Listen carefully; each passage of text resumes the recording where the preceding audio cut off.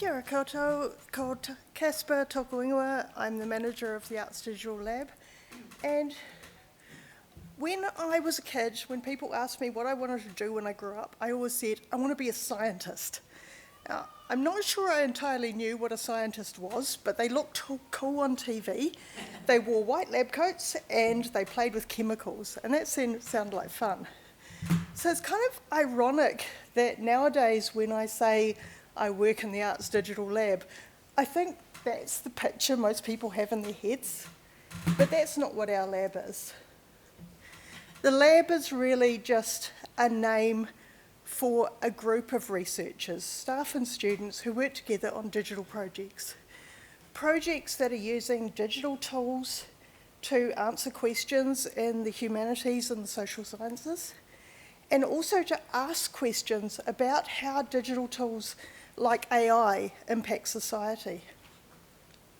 Now, my role as manager is very varied. It kind of depends on the project, what I'm doing. Sometimes my job is to write grant applications and try and get money in to keep the lab going. Sometimes it's hiring students to be RAs in the lab and giving them opportunities, which I love doing. Sometimes, and this is the most fun part for me, it's actually getting hands-on with the research. I get to do coding, I get to build websites, I get to do statistical analysis, I even get to contribute to writing articles. Now, to give you just one example of a project that we've done, the Canterbury roll is a 15th century genealogical scroll held by the University of Canterbury Library. We digitised that scroll and turned it into a website. And that means it can be accessible by researchers all over the world, which is really great. They don't have to come to Christchurch to see it. But also it let us add other elements to the digitisation, like you can click on something on the screen and you'll see not only a transcription of that Latin text so that you can read it a lot easier than the medieval handwriting, but it also gives you a translation into English.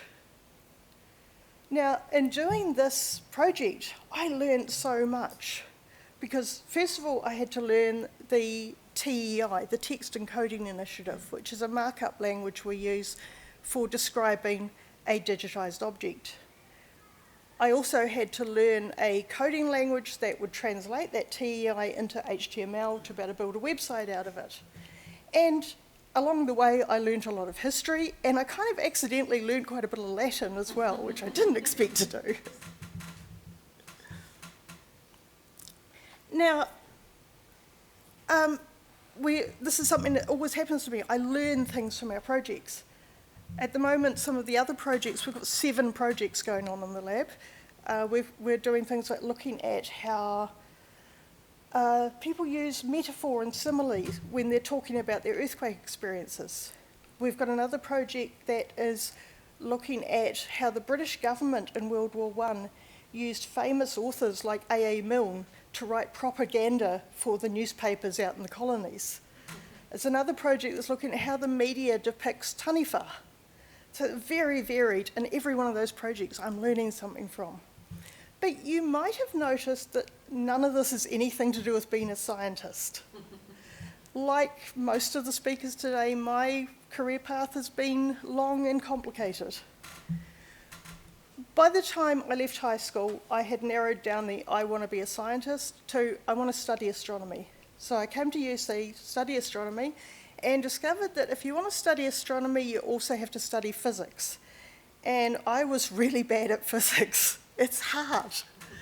So halfway through my second year, I dropped physics, and I thought, well, the one thing I did enjoy about these courses was the maths. So I changed my major to maths and got a degree in maths. Got to the end of that and discovered there's not actually that many jobs for people with a BSc in maths. You've got to have a higher degree, and I wasn't good enough to get a higher degree. So I thought, well, my options are go into insurance or go teaching. And insurance sounded boring, so I trained as a secondary teacher. And once again discovered I'd made a terrible mistake because teaching is horrible. I think I was actually a good teacher. I just was really bad at controlling a class of 40, 13-year-olds who hate maths. I don't wish that on anyone. So after doing that for a couple of years to earn some money, I resigned and went off on my big OE and spent a wonderful 6 months just travelling, exploring the world, ended up in London, and like a lot of people, New Zealanders who end up in London, I did temp work for a few years. So I was doing junior office jobs in London and the rest of the UK, and had great fun doing that. Came back to New Zealand when my visa ran out and thought, well, I don't want to go back teaching, what can I do now? And there was an admin job at the university in the English department. So I used the experience that I'd gained in all those temp jobs to get that job.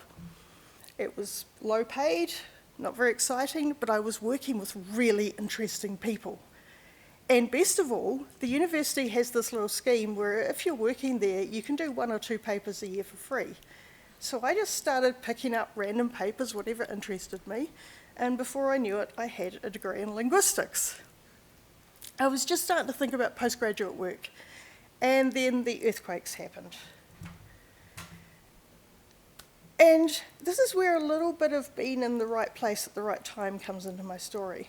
Because of the earthquakes, our building was damaged, and the entire English department had to work out of one small office in another building. And I was sharing that office with our head of department at the time, Professor Paul Miller. And one day we had a conversation where he was telling me about an idea he had for an archive that would tell the stories of the earthquakes. And that little idea turned into the seismic Canterbury Earthquakes Digital Archive, which now has over 100,000 photographs, stories, newspapers, videos, audio recordings that tell that story of the human side of the earthquakes. Now, because I'd been in that room having that conversation, when Paul needed admin support for his project, he said to me, do you want to join the team? And I said yes, because it sounded really interesting. I started off just doing admin, just issuing contracts for the RAs, things like that. And then, because I'm the kind of person who, if there's a job to be done, I'll just say, yeah, I'll give it a go. I started doing more of the actual archiving work.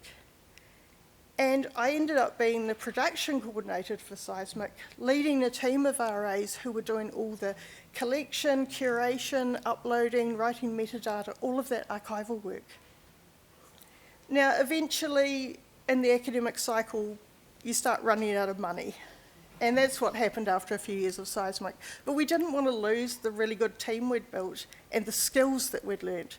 So we pivoted what we were doing into the Arts Digital Lab, which uses those same sort of skills to work on other projects. And I got appointed as the manager of the Arts Digital Lab.